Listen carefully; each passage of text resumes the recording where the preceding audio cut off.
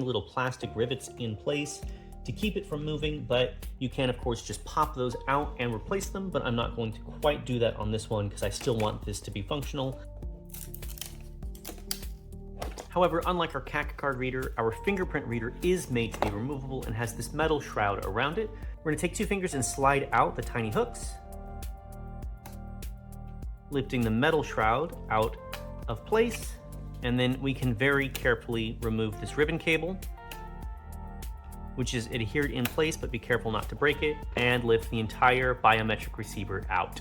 That is all the motherboard internals removed. So now it's time to remove those hinges. These ones do get slightly more complicated, and you do need to be precise because we do have our screen cable right here and all of our antennas, and we don't want to damage them. And then if you wanted to, you could remove the Kingston lock right here with this one screw, which ties this port to the chassis, but it is a non-electronic component, and we're just gonna leave that in place.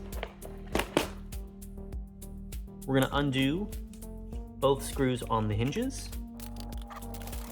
Then from here, you can either use a pry tool or your thumbs, and you're going to pry up both of the hinges as if you were opening this device, and this can help just with the hinging mechanism not getting jammed.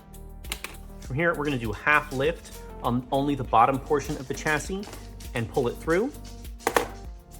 And we're going to unhook our display cable right there. And you might have to feed out some of these antennas, but the entire bottom chassis can then be removed. If you have a tiny little plastic welder, you can undo these tiny little